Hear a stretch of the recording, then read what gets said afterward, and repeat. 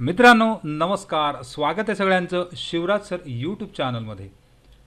आज DBT अपडेट्समध्ये म्हणजे त्या ठिकाणी ITI किंवा इतर सगळे जे महा-DBT मार्फत आपले सरकार किंवा महा-DBT मार्फत स्कॉलरशिप्स दिल्या जातात, त्याच्यामध्ये महाराष्ट्र शासनामध्ये एक पोर्टल बनवलेला आहे महा-DBT। त्याच्यावर तुम्ही रजिस्ट्रेशन बऱ्याच मुलांनी केलेलं आहे। मागच्या साधारण फेब्रुवारीपासून या गोष्टी चालू होत्या, त्यानंतर जून 15 पर्यंतची लास्ट डेट होती। तर स्कॉलरशिपची अपडेट म्हणजे त्या ठिकाणी बऱ्याच मुलांना आता त्या ठिकाणी पैसे त्यांच्या अकाउंटला आलेले आहेत, त्यामुळे ही खुशखबर आहे।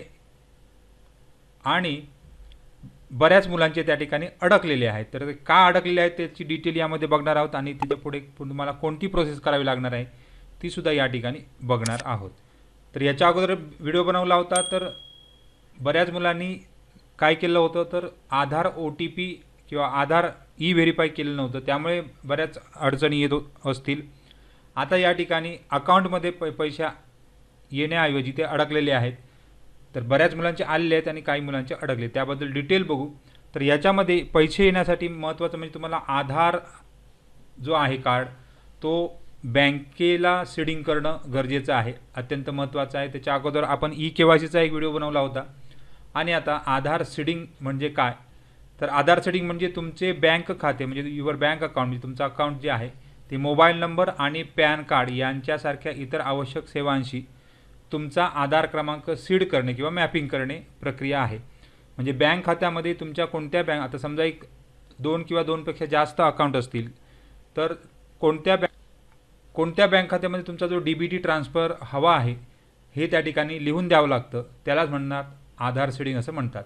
असे केल्याने तुम्ही तुमची युनिक आयडेंटिफिकेशन म्हणजेच आधार आणि विविध आर्थिक आणि सरकारी योजना ज्या आहेत त्यांच्यामधले लाभ जे आहेत, तर उदाहरणार्थ स्कॉलरशिप असेल, पेन्शन ID असेल, मनरेगा असतील किंवा LPG कंझ्युमर इतर सगळ्या ज्या सेवा असतात ते किंवा शेतकऱ्यांना जे काही मिळतं ते सगळं पूर्ण आधार क्रमांकाशी आणि त्या बँक खात्याशी सीड केलेलं असणं गरजेचं आहे। म्हणजेच एक अखंड कनेक्शन त्या ठिकाणी तयार करता येणार आहे, असं या ठिकाणी सीडिंगचं एक प्रकारचं म्हणणे आहे।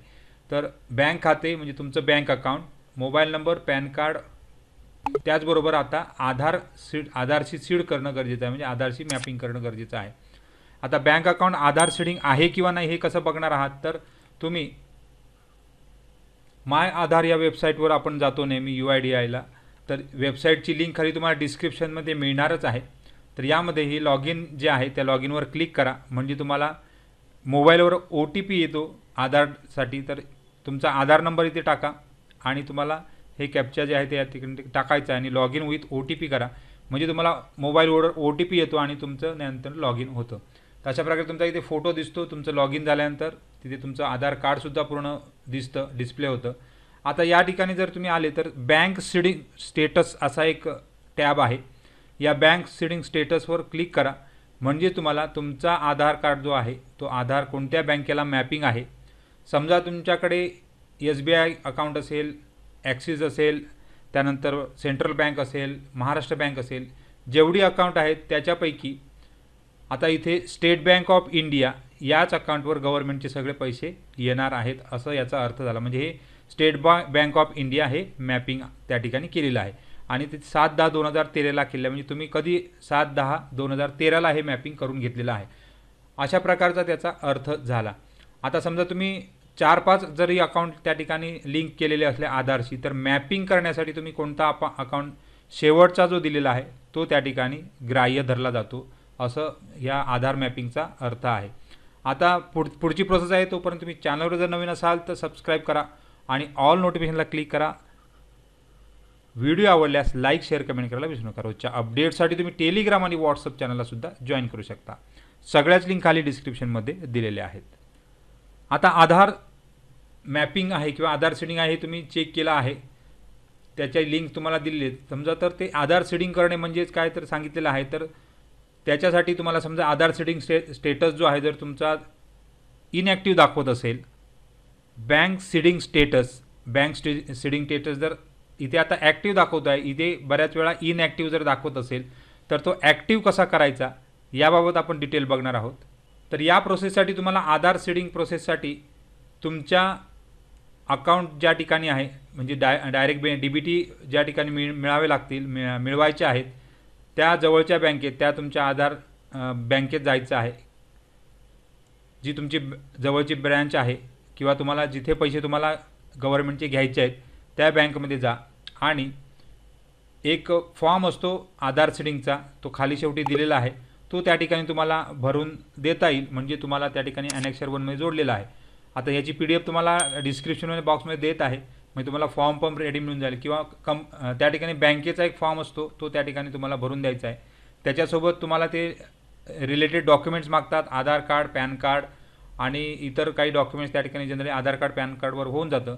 तर bank official after verifying the detail, म्हणजे तुमची डिटेल सगळी चेक केली जाते आणि तुम्ही डॉक्युमेंट जे प्रोव्हाइड करणार ते त्या ठिकाणी घेऊन जायचे आहेत आणि तुमची सिग्नेचरसुद्धा त्या ठिकाणी घेतली जाते. तर आधार सीडिंग कन्सेंट जो आहे त्यावर, कन्सेंट फॉर्मवर तुमची सिग्नेचर घेऊन सदर जी प्रोसेस आहे ती पुढे प्रोसेस केली जाते आणि तुम्हाला एक पावती दिली जाते. त्यानंतर ती ब्रँच आहे ती तुमचा आधार लिंक फॉर्म आहे तो पुढे NPCIला मॅपिंगला पाठवला जातो. म्हणजेच तुम्हाला फक्त बँकेत जाऊन एक फॉर्म भरायचा आहे, एवढंच काम आहे. साधारण एक 8 दिवसात सदर प्रोसेस कंप्लीट होते, म्हणजे आधार सीडिंग प्रोसेस 8 दिवसात कंप्लीट होते. आता बाकीचा रोल हा कस्टमर रोल, म्हणजे तुम्ही बँकेकडे जाणं, तुमची डिटेल देणं, हा तुमचाच फक्त रोल झाला. त्यानंतर बँकेचा रोल आहे, त्यानंतर NPCIचा रोल आहे आणि शेवटी मग कस्टमरला चेक करून ग्रीव्हनन्स पण टाकता येईल. आणि ॲडिशनली इन्फॉर्मेशन महत्त्वाची आहे, customer can link only 1 account, म्हणजे तुम्ही एकच अकाउंट त्या ठिकाणी आधार मॅपिंग करू शकता ॲट ए टाईम, म्हणजे at a point of 1 time.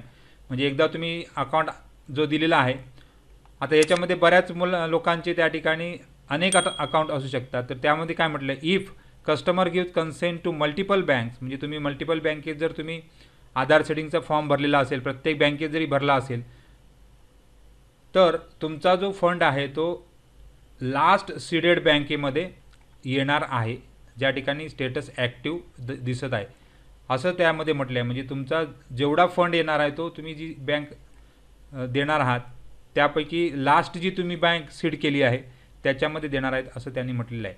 त्यामुळे तुम्हाला कोणत्या ठिकाणी पैसे पाहिजेत, कोणत्या गव्हर्नमेंटचे पैसे जे आहेत किंवा DBT मार्फत जे पैसे येणार आहेत ते कोणत्या प्रकारे कोणत्या ठिकाणी पाहिजेत, तो बँक शेवटी तुम्हाला आधार सीड करून घ्यायचा आहे आणि ॲक्टिव्ह करून घ्यायचा आहे. तर अशा प्रकारे डिटेल प्रोसेस होती. तर फॉर्म खाली दिलेला आहे किंवा तुम्ही डायरेक्ट बँकमध्ये जाऊन तो फॉर्म तिथे घेऊन भरून देऊ शकता. तर अशा प्रकारे सिंपल प्रोसेस आहे. काही डाऊट असेल तर कमेंट बॉक्समध्ये कमेंट करा. आणि DBT ट्रान्सफरसाठी ही प्रोसेस करणे गरजेचं आहे, त्यामुळेच सगळ्यांचे पैसे त्या ठिकाणी अडकलेले दिसत आहेत. बाकी ज्यांचं आधार ॲक्टिव्ह दिसतंय त्या बँकेमध्ये त्यांचे अकाउंटमध्ये पैसे कालच आलेले आहेत. त्यामुळे सगळ्यांनी आधार सीडिंग हा प्रोसेस करून घ्या. सगळ्यांना खूप खूप शुभेच्छा आहेत आणि थँक्यू.